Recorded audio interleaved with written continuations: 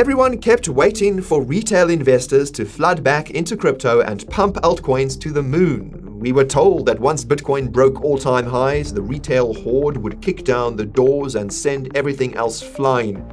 But, well, that didn't happen. Did it? Even when Bitcoin hit new all-time highs in October 2025, retail interest didn't show up in size. And here's the uncomfortable truth that nobody wants to admit. Retail investors didn't disappear. They didn't stop gambling.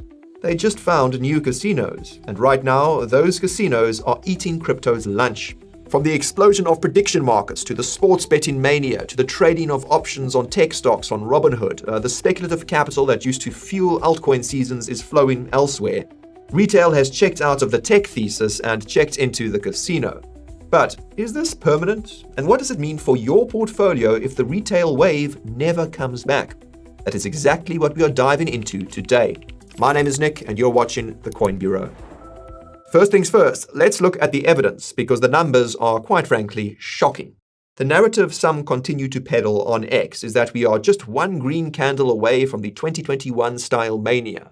But if you look at the actual data, retail participation is sitting near a multi-year low. Take Coinbase, for example. Their monthly transacting users, the key metric for retail engagement, are down significantly from their 2021 peak of 11.4 million. By late 2025, that number had dropped to around 7.8 million.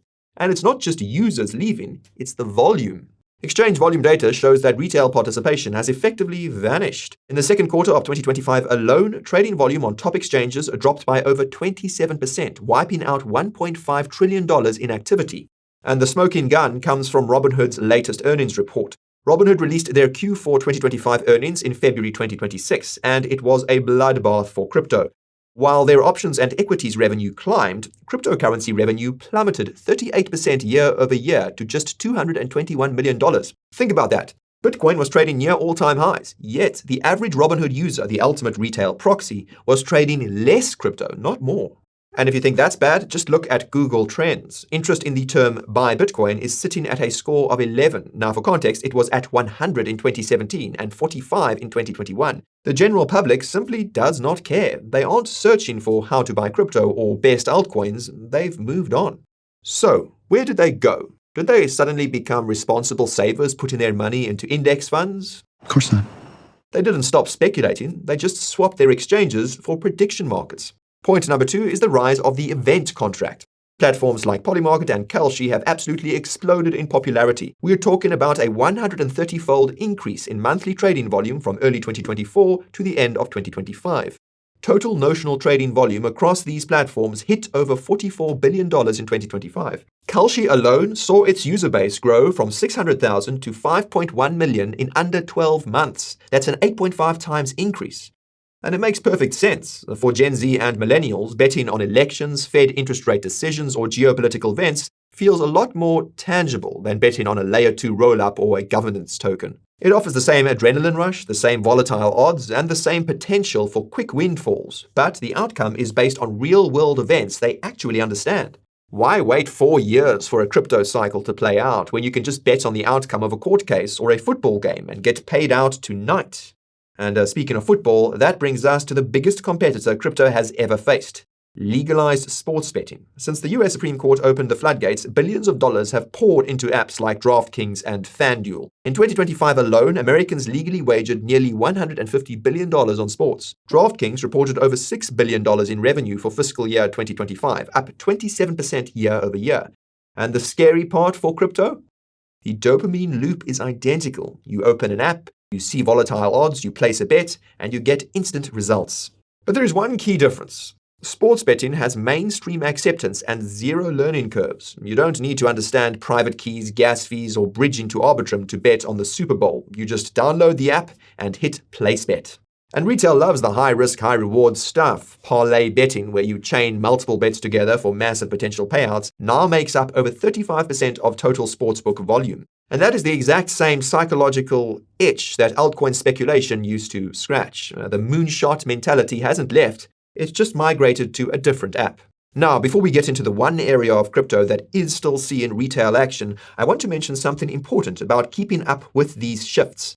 The market is changing faster than ever, and if you are still using a 2021 playbook in 2026, you are going to get left behind. And that is why we've got the Coin Bureau Telegram channel. It's over here where we share the latest breaking news, provide deep dive alpha and actionable market updates every single day, pinged directly to your mobile device so you don't miss a thing.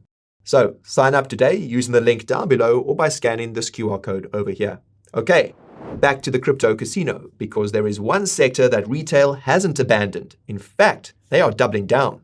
Meme coins, the only crypto sector still attracting some retail volume, is the one that makes zero pretense about being, quote, technology. Platforms like Pump.Fun have generated hundreds of millions in revenue by allowing anyone to launch a token in seconds. At its peak in early 2025, Pump.Fun was pulling in over $250 million in quarterly revenue. It became a factory for churning out new tokens. But here is the kicker. Less than 1% of those tokens ever graduate or maintain any value. It is pure gambling. Retail has spoken clearly. They were never here for decentralized finance or the future of supply chain logistics. They were here to gamble, and now the mask is off. They prefer the honesty of a meme coin to the false promises of a, quote, utility token. But even this sector is burning people out. We saw the Trump meme coin scandal, where retail investors lost nearly $2 billion while insiders cashed out $320 million in fees. We saw the celebrity token Meta collapse with coins down 98 or 99%. This nihilism is creating a trust deficit that is hard to recover from. And that leads us to the next massive problem, VC fatigue. Retail investors are exhausted. They're tired of being used as exit liquidity for venture capital firms. A report from Memento Research tracked 118 major token launches in 2025 and found that nearly 85% of them are underwater. If you bought a VC-backed token at launch in 2025, the median loss was over 70%. We all know the game by now. Projects launch with a low float and a high, fully diluted valuation. The VC gets in at pennies, the token launches at billions, and then the unlocks start hitting the market, drowning retail buyers in supply. Why would retail investors buy a, quote, tech token knowing that there are billions of dollars of locked tokens waiting to be dumped on their head? They wouldn't, and they aren't. They would rather bet on a football game where they know the odds are at least transparent, or just buy a meme coin where everyone knows it's just a pure gamble.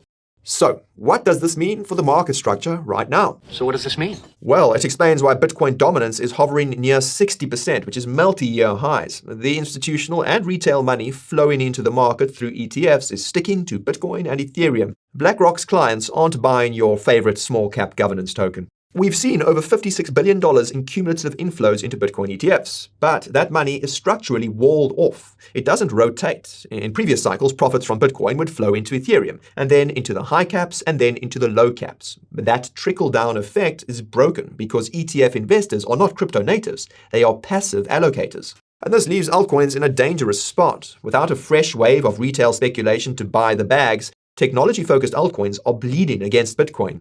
The altcoin season index is sitting at 25 out of 100. We are in deep Bitcoin season, and without retail, there is no catalyst to flip the switch. So, is it all over? Is retail gone forever? Well, not necessarily, but the return path is very narrow. Retail usually comes back for two reasons, and one is the wealth effect from making money elsewhere, like stocks or housing, that then rotates into crypto risk.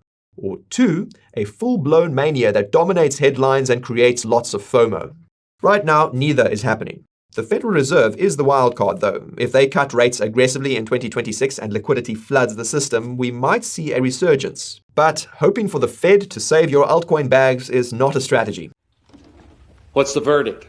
To be blunt, the crypto market has matured, but in doing so, it has lost its primary engine of volatility, the retail gambler. Those people have moved on to faster, simpler games like Kalshi, DraftKings, and meme coins. The days of everything pumping together are unfortunately behind us. The market is bifurcating. You have Bitcoin and Ethereum as institutional assets, you have meme coins as the retail casino, and you have the massive middle class of utility tokens that are struggling to find a buyer. If your portfolio depends on a wave of retail investors coming back to buy your Ethereum killer or your decentralized Airbnb token, you might be waiting a long time. I've been waiting a long time. Unfortunately, the retail crowd isn't reading white papers anymore. They're checking the spreads on the Chiefs game. But what do you think? Are you seeing your friends leave crypto for sports betting? Or do you think the retail wave is just around the corner? Let me know in the comments down below. And if you want to know more about what specific altcoin sectors might actually survive this purge, you can check out our video on that right over here. And if you want to understand the full impact of Bitcoin ETFs on this cycle, then check out that video right over here. Okay, that's all from me today. Thank you guys very much for watching, and I'll see you again soon. This is Nick, signing off.